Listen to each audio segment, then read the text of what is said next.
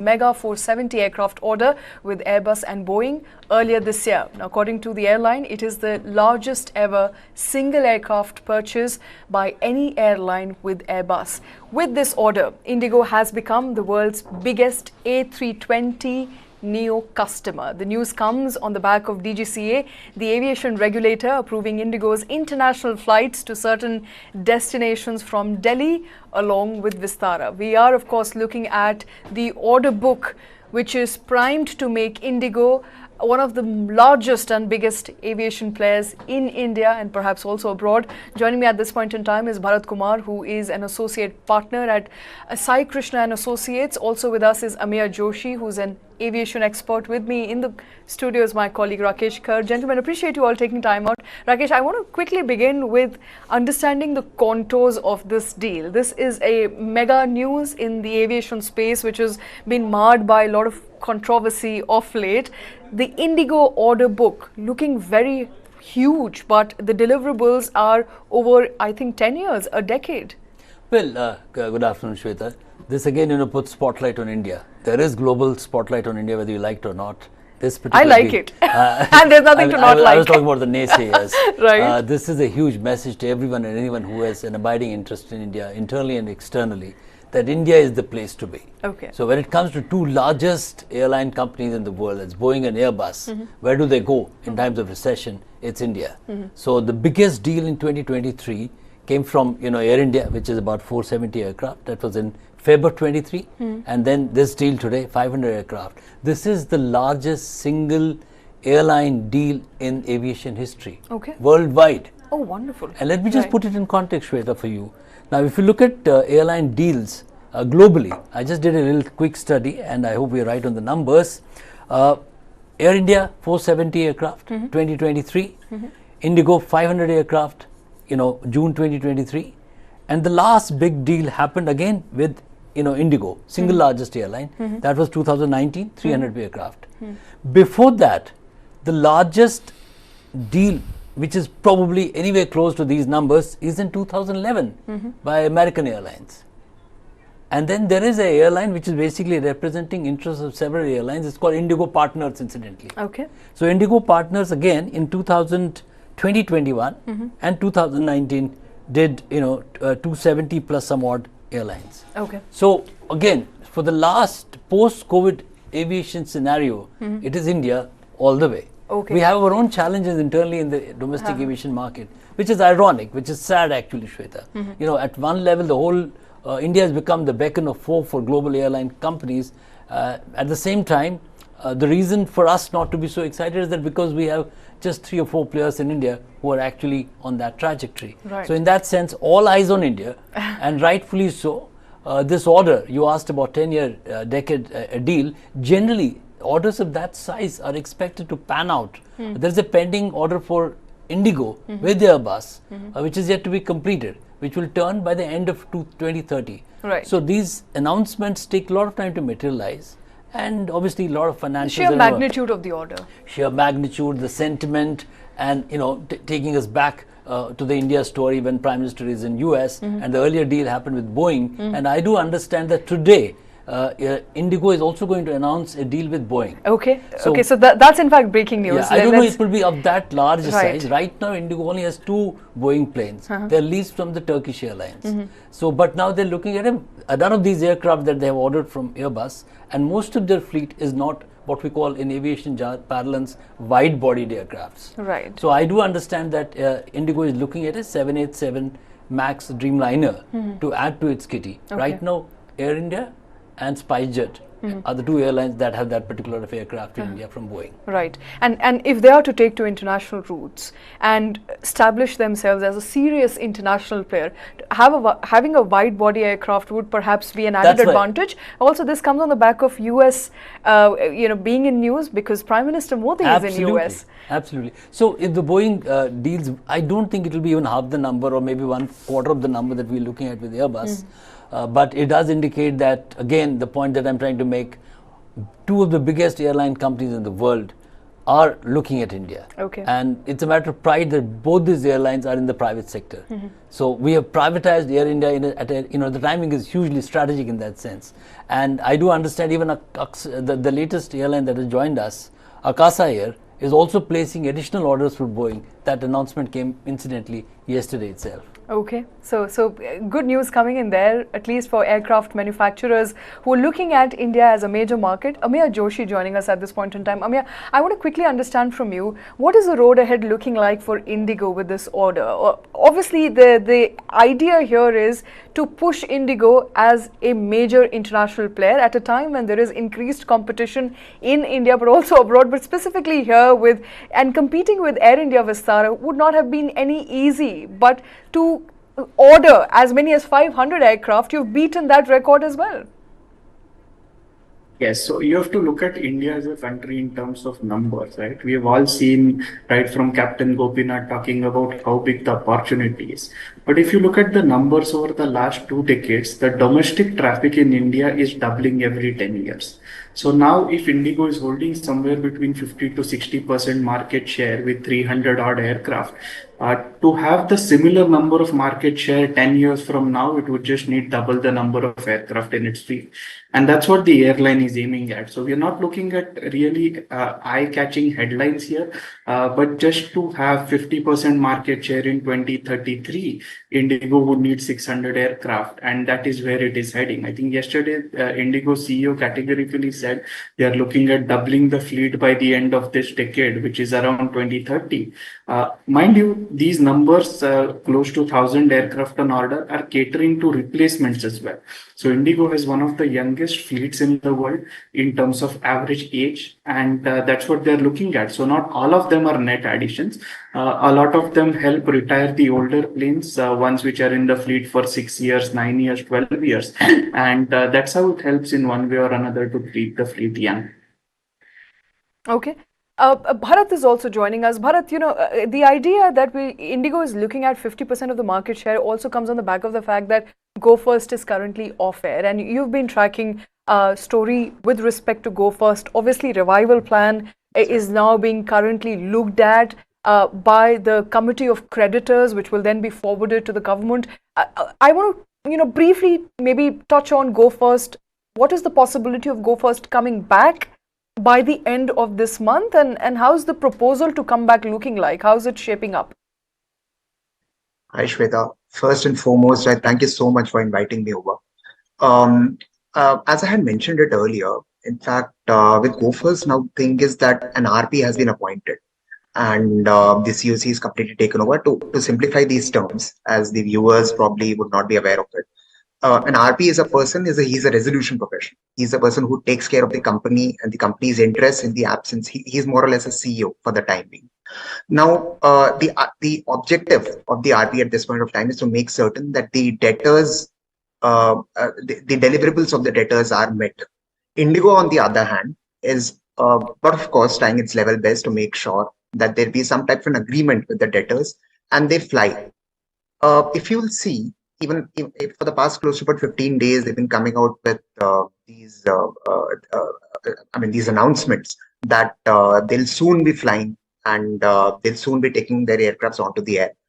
I believe strongly that there could be some type of a settlement which comes through between the debtors and IndiGo, and they should be flying. Go First, you mean? Yes, that's right. Go First. Right. One thing that is common here, and perhaps is going to be common, is the Pratt & Whitney engine, which is what we briefly also touched upon in the morning. Bharat, I want to quickly understand from you. We know that Go First blamed its fate, the fact that it went down, went under, on unserviceable and the state of Pratt & Whitney engines in its aircraft. Now, a similar situation did not come up with IndiGo just as yet, mainly on the back of the fact that IndiGo has been able to churn out a better deal with Pratt & Whitney. But Pratt & Whitney, if it's the main culprit, it could be problematic even to IndiGo at a future point in time. What prevents IndiGo from slipping into the same future as Go First? In fact, Shweta, you're absolutely right. And say about a couple of years ago, IndiGo had issues with Pratt & Whitney engines, and then they changed these engines. In fact, a lot of these engines, they stopped these contracts. by what I gather, and they altered. We'll have to wait and see as to what type of an arrangement do they have when it comes to deliverables of these engines. I personally do not see IndiGo relying solely on Pratt and Whitney. I see them going ahead with probably other engine manufacturers too. And that, in my humble opinion, that won't be extremely a very great thing to go ahead with solely Pratt and Whitney engines, considering what's happened with Go First. Okay. Do you think Pratt and Whitney could be a problem for IndiGo at any point in time, Rakesh? The best way to deal with Pratt and Whitney, first of all, there's a bilateral commercial agreement between Go First and Pratt and Whitney, and IndiGo and Pratt and Whitney. Right. I'm not getting into the merits of that.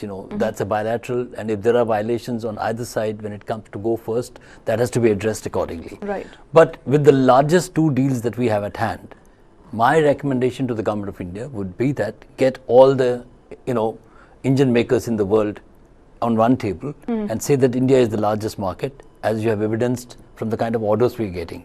As of now, IndiGo has openly stated that we have not made up our mind on what is the kind of engines we are buying. That part is still not been decided. So that gives a huge opportunity for government of India to actually, to take control and get all the manufacturers on one table and say that if you have to, honor the commitments that we have made to these two manufacturers, you will have to act on the best terms and conditions suited to Indian players. So there, it's not about just IndiGo or Air India or Go First. They are Indian carriers, and government of India is invested in, so to say, ensuring and safeguarding that we get the best engines at the best possible terms and conditions. So and in so that far sense, IndiGo is right to keep it open. Right. And also, it's time to compliment IndiGo because, it's a 2006 story, 17 years. Can you imagine in 17 years? One of the youngest aviation companies, and in Indian aviation, unfortunately, have had a history of turbulence and, obituaries in the air, as I call it. In that sense, sustaining and growing, in era of 2009 was recession, then again COVID happened, then in between also the economy slowed down. So in that sense, 17 years and 60% market share and hovering between 55 to 60% is remarkable. One has to compliment the airline for its capability to reimagine the Indian skies. But all this has to do with the India economic growth story. So both Airbus and Boeing, leadership at the topmost pinnacle, have stated that all this growth is possible linked to India's economic growth. That's where I want to reassert the importance of India as a dateline. What is happening is that the aviation market globally is growing at an average of 3.6%. Right.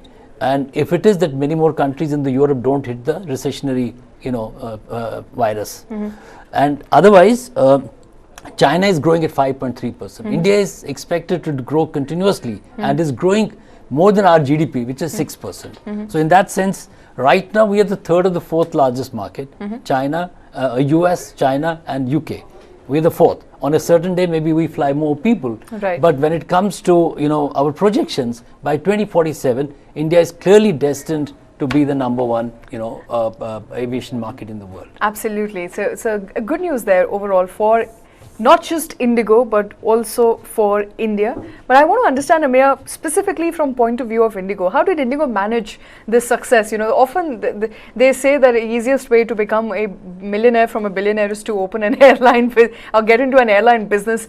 IndiGo there billionaire to millionaire, you said. Billionaire to millionaire. Yeah, that's right. From a billionaire to millionaire. So if you want to half your wealth, get into aviation space. The fact that it's been able to avert those headwinds, those challenges, have been able to make profit is a big deal at a time when, as my colleague rightly pointed out, that we've seen airline after airline falling like a pack of dominoes. What has prevented IndiGo from getting in same sort of rust and sustaining a growth momentum? What did they do right in your understanding? I think it has got to do with the razor sharp focus which they have had over network, over tight control on the cost, and having real good deals with Airbus when it comes to aircraft induction as well as with engine manufacturers. So Pratt & Whitney, of course, you mentioned about Go Air going down and blaming Pratt & Whitney for the reason. IndiGo started with Pratt & Whitney as its engine supplier on the A320neo and later shifted to CFM. So as I understand, They've already said their aircraft grounded, the number being in the upper 30s, but they've already switched over to a different manufacturer for their engines for the next lot. And that's what makes the difference. Go Air had that option, Go First, as they're now called. They stuck to Pratt and Whitney. Indigo already made amends and moved on, so they are not as impacted as Go First was. And these razor sharp things which keeps Indigo continuously looking for new areas to dominate, new routes to fly, make money, and continuously at the back of how can they push competition out and where is that opportunity to make money. So after 17 years, it still works like a startup on trying to get out at every opportunity, trying to corner competition at every possible way. And that is what has kept Indigo ahead of others when it comes to really being in this market where if at all there are profits, they were always as thin as a boarding pass. And otherwise it was all dominated by losses all across. Okay. That's an interesting analogy, and perhaps that is where Go First did not make up. A lot of experts that we've had on the show have often said this, that you've got to blame Pratt and Whitney, but you've also got to partly blame the management for not having a watertight contract with Pratt and Whitney, and that is also one of the reasons why your aircrafts, when unserviceable, were not catered to swiftly. Perhaps the relationship, the contract that you've been able to negotiate was not good enough. Would you say somewhere that Go First management could have done a better job? Well, difficult to tell without looking at any of the contracts. So I think not the best of thing to comment on it. Right. Bharat? Hi, Shweta. So I completely agree with you on these aspects. So I just want to add a little over here. Pratt and Whitney, in fact, had an arbitration with Go First, and Go First won that arbitration. There were two awards, that is, two judgments which were given. It's not that I won't say that the contract win that arbitration, and despite that, Pratt and Whitney apparently and allegedly did not honor to that award which was passed, and that is what Go First says is that this is what led to their collapse finally, and they had to file a voluntary winding up. But I'll add a little to, in fact, what my friend Rakesh Khar was mentioning about the growth, and with your permission, I'll just add a little on that. And if we look at the scenarios in which airlines at this point of time kind of playing out, SpiceJet apparently had, say, about a week ago, an application was filed against them by Air Castle. This was again for insolvency. Go First is in the midst of an insolvency. What I'm coming to is looking into the vast growth which we'll see now in the decades to come. In the next decade, I believe will be one of the biggest aviation markets in the world. There has to be like a better, I would say, a much. I strongly do believe that the Cape Town Convention has to be notified. In fact, that has to be ratified. This is a convention which India is signatory to. And if that comes through, that will give lessors some bit of confidence that yes, we can invest in India. We can give them. We can lease aircrafts, and of course that will lead to further aircraft leasing and operations garnering further stream. That's what I feel. And it's a fair point. The lessors have had an interesting turn of events for India. While aircraft makers are happy to see India as a buzzing market, if I were to say it like that, with lessors specifically, it's been tough. With Go First going under, lessors are now taking SpiceJet to court, hoping that they'll file for insolvency, if not voluntarily, because when it happened with Go First, lessors could not get their aircrafts back. All in all, they're eyeing India with some sort of mistrust. So it's difficult at this point in time for lessors to have faith and credibility in a market which can be very volatile, such as India. I wouldn't take it to that level. I think, there are bilateral commercial agreements, and what happens is that if the P&L of that particular airline or that particular corporate entity starts bleeding or misbehaving, there's bound to be pressure on all kinds of agreements. Right. It's not just about lessors, they're all vendors. If you would see airlines that have gone down, all their vendors are up in arms because there are payment issues. All this happens, to my mind, because there is not a very efficient P&L. The business case is not very strong. Right. This is here again why IndiGo makes a special mention, because when say for instance Kingfisher came, it really, so to say, reimagined the Indian skies in a certain manner, because it talked about comfort with mobility. But what we have learnt now very clearly, the IndiGo model is something that we are all proud of, because IndiGo model is this business is about transportation, transporting from point A to point B a passenger in time. It's not a business of luxury or comfort. It's a business of transportation, efficient transportation. So in that sense, the IndiGo model, one of the key reasons that it has sustained its growth is that its on-air time is phenomenal, and they've stuck over the last 17 years on that particular track record. If you deviate from that model, and essentially what Indian aviation calls for is there is need for players with big and deep pockets. Let's not bring in players, with due respect to all the airlines that have gone down under. They didn't have deep pockets. So this business is not for the faint-hearted. This business is for very, very important people. And there's another big picture point that you mentioned about India being extremely, the airline companies being bullish about India. There is a challenge there as well, which we must not lose sight of. And as someone who's looking at very closely, we must say that while India is the hot spot when it comes to these airlines making a beeline here, China still continues to hold immense advantage, not in terms of the traffic growth or the big orders. What is significantly different between India and China is that China has enabled Airbus in particular.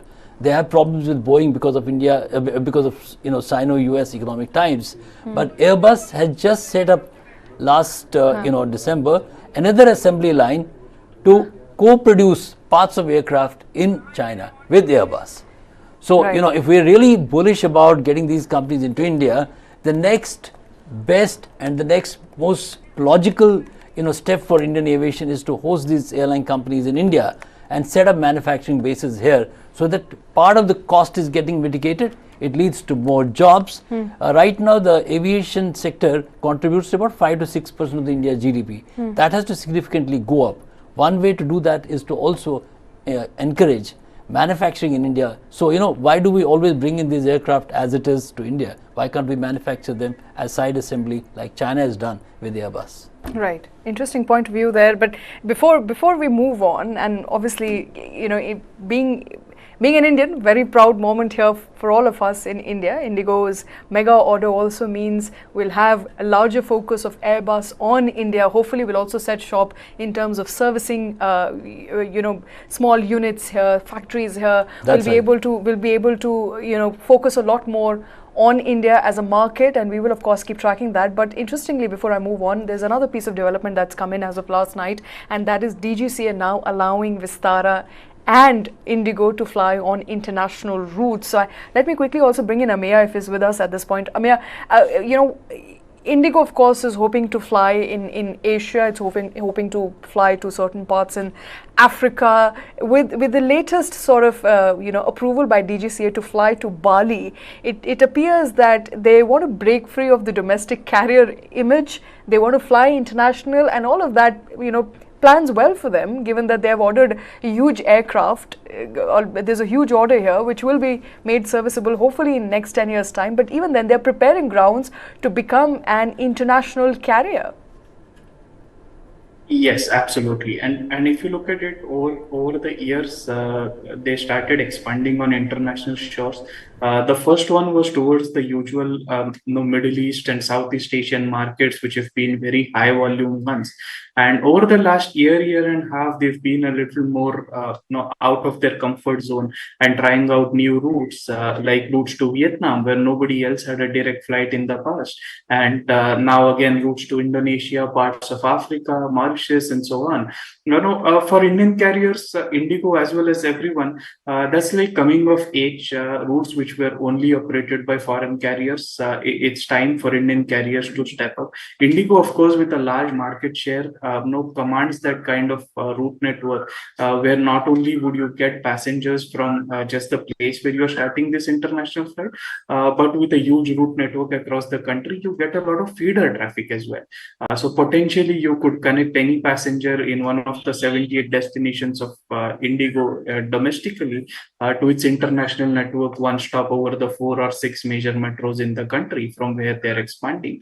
And that is what is going to be the way forward, especially with the bilaterals, which are restricted across the world. How does IndiGo take a step ahead of the Air India group? And this is the head start, because once Air India group starts getting their aircraft, they start the integration process. And once that is done, they would be looking at something similar. So this 1 to 3 year gap which IndiGo has, it's the most important one for IndiGo, so that they can have a head start over the Tata group of airlines.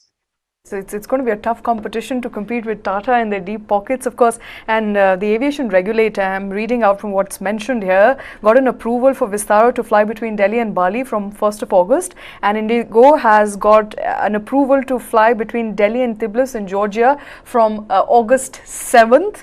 Now, this is, of course, a fresh sort of approval after it was already granted approval. IndiGo was granted approval to operate a flight to Nairobi in Kenya from July 24th. So new serviceable routes there by IndiGo and Vistara, hopefully trying to compete with each other. It's heading towards a duopoly. It's not there just as yet. You still have small players. You still have GoFirst trying to come back. All of that, of course, is work in motion. We will, of course, keep bringing you details as and when they emerge. Gentlemen, thank you very much for joining with your inputs on that very important story.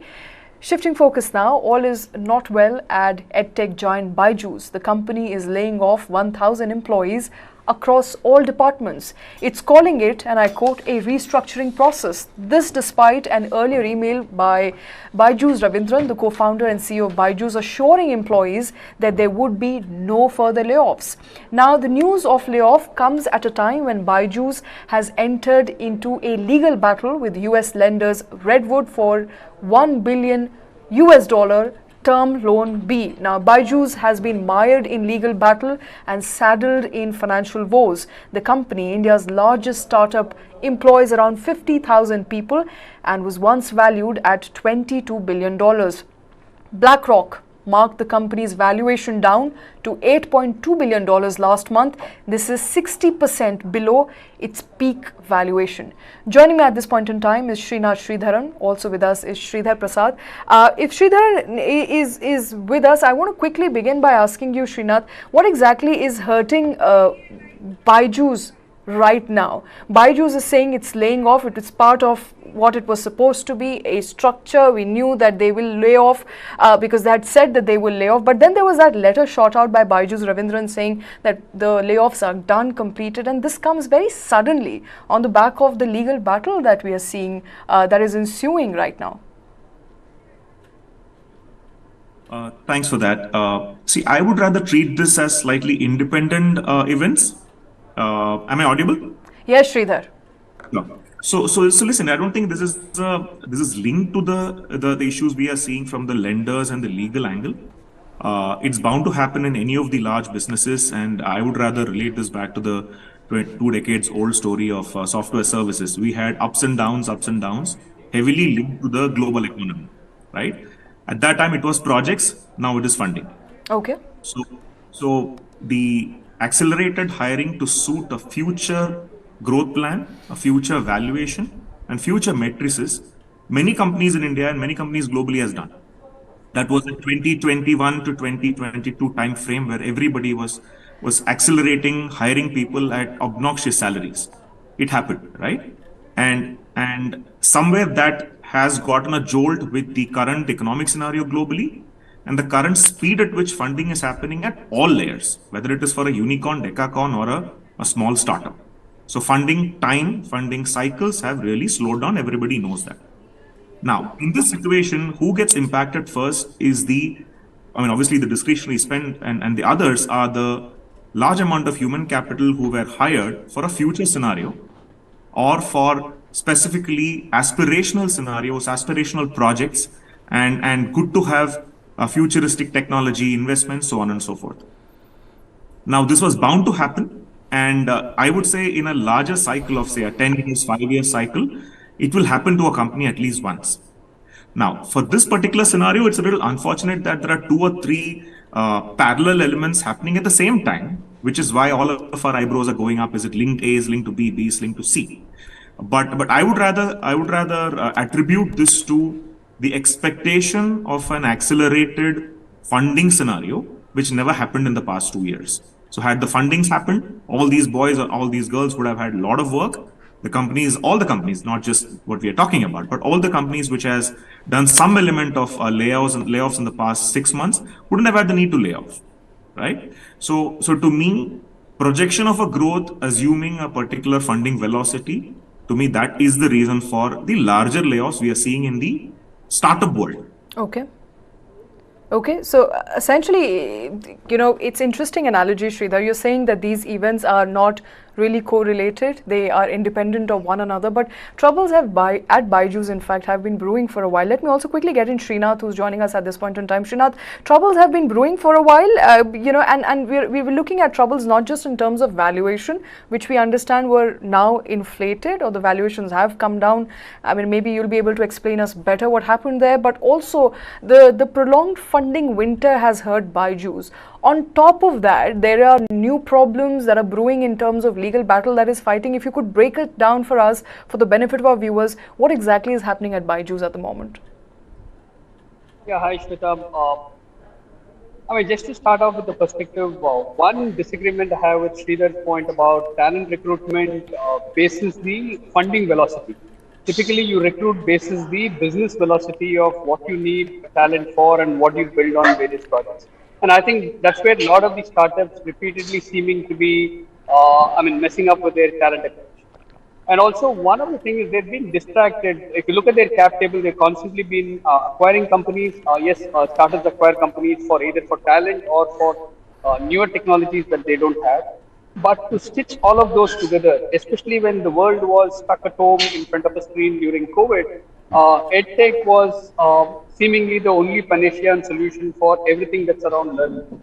And being in Edtech, the larger question today is their valuation seems obnoxious. Yes, as a market, India and all our investors would need to show off unicorns, which is exactly what we've been doing in the last few months. And suddenly these layoffs, and I don't think it is going to be one-off event. By the way, it is not only going to be Byjus. Byjus is in the news for a lot of other things as well. A lot of other startups and also larger companies, conglomerates are also actually retrenching people. For Byjus, the bigger challenge is investing winter plus the skill set issues, mismatch.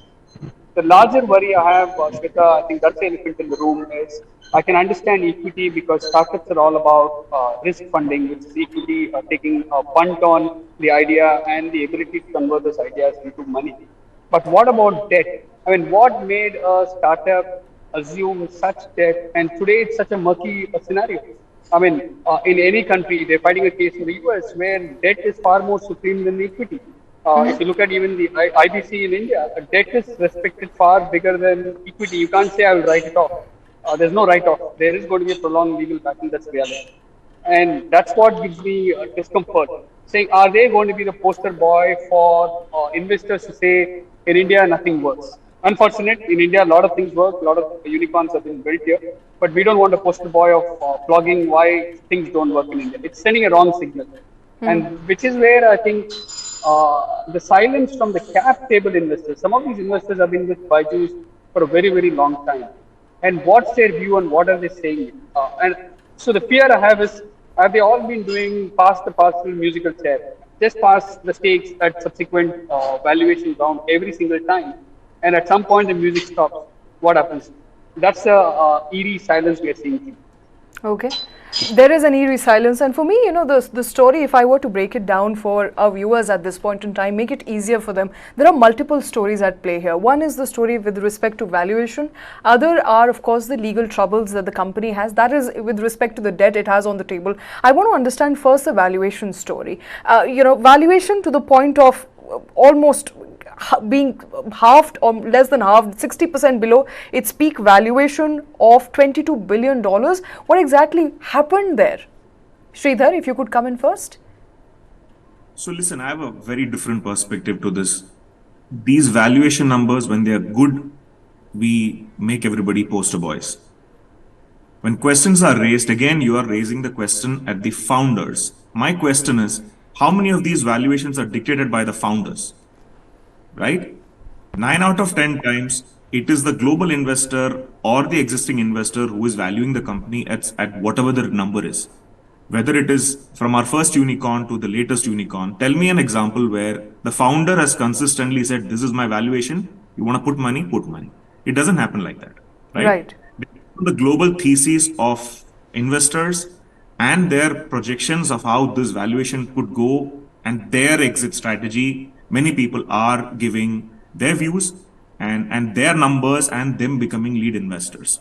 In the initial stages, yes, possibly there is a discussion, there are thoughts, but towards a larger story like this, I'm very sure it is not the founder who dictates the valuation alone. It is the global investors who have all have equal role in dictating finally what is the valuation of a round. Then I understand that, Sreedhar, but then how do you explain this valuation game to somebody who's watching here? And you are right in pointing out that it's not the founder's mistake. You cannot pin it on the management of Byjus. They're not responsible for an inflated or deflated, valuation. It's the investor. How do you really explain this changing valuation? See, listen, I've personally felt this word inflated is not relevant in the venture capital world. Okay? When a company does zero revenues, companies may have valued at $200 million globally, $500 million globally. That is the way this world is built. Now, my learnings, limited, but my learnings has been purely based on what is the future global potential of an asset, right? Whether it is a company in India, whether it is a company in Jordan, whether it is a company in the US, the future global potential of an asset going through the various models which a venture capital or a private equity goes through is what in a way dictates a valuation. I am personally believing that it is not a multiple of a revenue or a profit which normally you and I will know as normal investors, but that is not what dictates the valuation of a large organization. Let me give an example. If somebody is manufacturing a drivetrain for an electric vehicle, he just has a factory with zero revenue. How do you value that company, right? You look at the growth of the electric vehicles in the country, how much of Chinese importers coming in, can this company kill that import? It's a total future projection of this company's growth potential and how much does it dominate the market. And in the current situation or the current topic at hand of Byjus, at that time, they possibly had one of the best solutions which could have deployed globally, especially in the Middle Eastern market, in the Western market. And the adoption velocity in a country like India proved that this can work. Now, Srinath mentioned about their acquisitions, which I don't have too much of I don't want to touch upon that topic, but the core product of Byjus from a user's perspective showed numbers in India that a lot of people, maybe paid, unpaid, whatever users, they like the product. And that getting adopted globally, to the global investors felt, yes, this is a very strong tech-led, content-led education edtech solution. Now, this is what we need to, as larger people, we need to absorb this angle as well. Now, what is the future potential? Will 5% of the whole students in the world adopt this? All that comes with the multiple rounds of funding, which enables larger customer acquisition, establishment of possibly an omni-channel model for certain countries, alliances, like Srinath said, certain technology acquisitions, which is required in today's world. So that's the way the whole game is played, and it's a long-term game. I would say there's a 10-year game which Byjus would play, right? Okay. All right. So and so I understand you don't like the word inflated valuation, and let me then take this question directly to Srinath here. For an average person, and it's an interesting proposition. I think what Sreedhar explained also clears a lot of air around. You cannot pin the blame of a decrease in valuation on the founders or on the management. It essentially boils down to the proposition that Byjus has to offer. So what changed since last year to this year with Byjus, Srinath? What changed so that the valuation was literally halved, or in fact more than that, it was down 60%? So multiple variables there. One, when these valuation rounds kept on scaling up, we were in the midst of COVID. We thought that online education or learning is the only way to go. And also the price velocity. I mean, if you look at some of the Byjus products, they're far beyond the reach of the average middle class. And that's the larger story, right? If you're selling to India, price sensitivity is something very, very crucial. So you can't continue selling products which are 1.5, 2 lakh rupees per year to the average Indian. It won't work. The three, what didn't work was the huge amount of complaints that we started seeing last year on social media about not just about Byjus but other tech companies and their pricing and their various strategies. That started blowing out. And I think the investors, here in this case, the private investors did not assume I think the reaction of the Indian government that it came very quickly back to the table and said we are going to start looking at these complaints as serious consumer complaints. The Okay. third one is we have the larger investment winter globally. And if you're already at a $10 billion valuation, what next? And to me, the closer analogy of somebody actually walking away from the deal or for whatever reason in private domain or public domain was the closest was the PayU and the Builders acquisition, right? I mean, again, touted to be a large acquisition, didn't go through. But in this case, very, very simple. It's not about whether they're value inflated or whatever. At this point in time, are they seeing this valuation as right? And I think the larger topic is each of these private investors have their own exit window. They're also responsible for returning money to their investors. And during an investing winter, are they under pressure from their original investors to return some of these monies? So are they cutting losses and exiting? That's a challenge and that's a narrative which not many of us will actually come to know. We are hearing of large guys like SoftBank actually exiting or trying to sell portfolio companies in the US and not many takers for portfolio companies simply because they need that cash to return some of the funds back to those investors. Okay. So it may not be only about Byjus, it's also the environment that we are seeing. And I think just to address Sridhar's point about valuation not being dictated by the founders, largely yes. But one of the behavior which seems to be very peculiar to the Indian founders, at least the successful ones, is this. A lot of them have actually turned mentors and serial angel investors rather than focusing in building their own companies. I mean, the moment they hit some milestones, they start playing angel investors and invested in 200, 300 companies. Where is that time? If they only spend that 2 hours extra in their own business, running it and turning it profitable, I think Right. they will be doing service to their own investors. Okay, fair enough. I also want to understand, would it be right to assume at this point in time, Sridhar, that Byjus has financial woes, and largely on the back of the fact that it has decided not to make payments of the term loan B, stating that the Redwood, in this case, the asset manager, investment management company, indulged in predatory tactics. I understand the case is currently in court, but would it be right to assume right now, at this juncture where we are, that there are financial woes at Byjus? So they'll be cutting costs like, everybody is doing, right? This particular instance of this legal case, I would not call that as an exception, but obviously companies like them at the moment, the primary objective is to cut costs, whatever it be, preserve, because this is a winter, let's preserve. And I'm sure the layoffs is a trigger for that, right? Why would I lay off when I've spent so much money and effort to hire people? Yeah, So but then you don't take them to court if you're not able. I understand you preserve, you lay off, but you don't take your lenders to court. So that is a very sensitive matter, which I think they are handling it the way they're rightly done in that country. So I wouldn't want to comment much on that particular aspect, but I would view these two things. When you're saying is that the cause for the layoff, I don't think that's the reason, right? These are Okay. to me these are aspects. And yes, lenders having issues with large players. You have investors having issues with large players, right? You have other unicorns in India having huge problems with their investors. So this is not a one-off situation. It has happened elsewhere in the country. It has happened in the country, our country as well. But just digressing, I just want to make one small point here. Possibly, we are the 20th or 30th location now in the world. We are a startup, hope to be a startup capital. But I think what we lack in the country is strong domestic capital. So just imagine the same Byjus scenario. Assume 50% of their investors were Indian LPs, Indian large fund houses. I would have a feeling this would have not spanned out the way we are talking for Byjus or X or Y or Z. We have created a fantastic ecosystem in India to build the startup world, but the speed at which the domestic capital industry, large funds, large balance sheet investments from large Indian companies, that lagged significantly. Now we see a lot of family offices waking up, but none of them would, I'm presuming, would have the current mindset to put in $1 billion in a Byjus.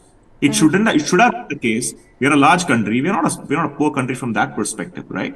So I was just always thinking this as possibly the single focus this government should have, that the startup train has gone really fast. Right. Now the domestic investment train has to go as fast. You can't just blindly wait for the LPs in the Western world, specifically US, funding into a venture capital firm, and then our industry, our companies growing. We need that money, but we can't be 100% dependent on the Western world or to some matter to larger players elsewhere in the Southeast Asian market. Okay. Indian investors should have a reasonable pie and should be encouraged to grow their fund base in India. Then you can't say that there's a funding winter. Funding winter has impacted us purely because of a particular country, right? So imagine this funding was coming from a balance sheet of a highly profitable Indian company. We wouldn't have spoken this. Okay. So this matter which I've been always thinking, hopefully, with this funding winter, with the cumulative layoffs we are talking, you are talking, I'm talking, Srinath is talking, somebody hears us out and create very lucrative models in India for the companies to create Right. strong funds. Okay, we would all hope that, but I think, in accordance with what we were discussing, Srinath, just prior to the show starting, I think it all boils down to debt. How much, to what extent? Yeah, I think this entire issue is all about debt, right? I mean, why is Byjus fighting in the US? I mean, the average cost of a legal battle is going to run into a few $1 million. I mean, let's say even an hourly cost of billing of $700 per associate or a blended cost, we are talking about millions of dollars in this fight. Right. Why debt is a big issue? Equity, I mean, every single serious investor can write off equity investments in a venture capital or a private equity as zero. I mean, they tried, it didn't work, and they walk away. Debt, the lenders are going to fight till the last penny, last cent. And that's a challenge for Byjus Right. or any founder.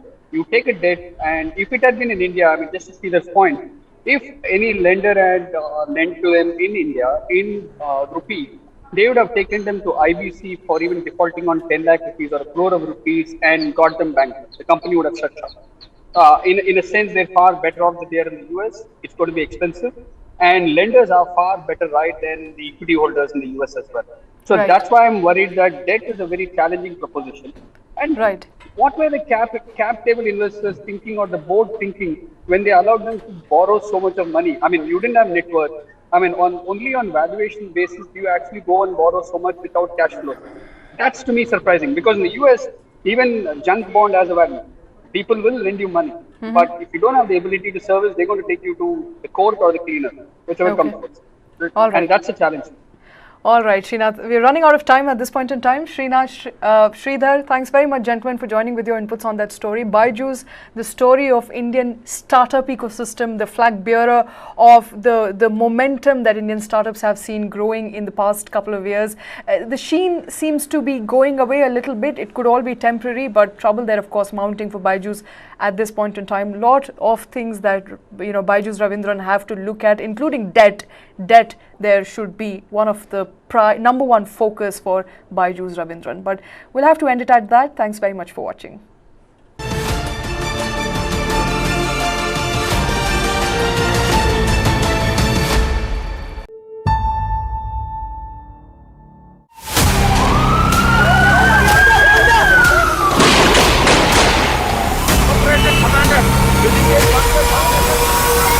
Our country faced the horrors of terror long before the world took serious note of it. Over the decades, terrorism, in different names and forms,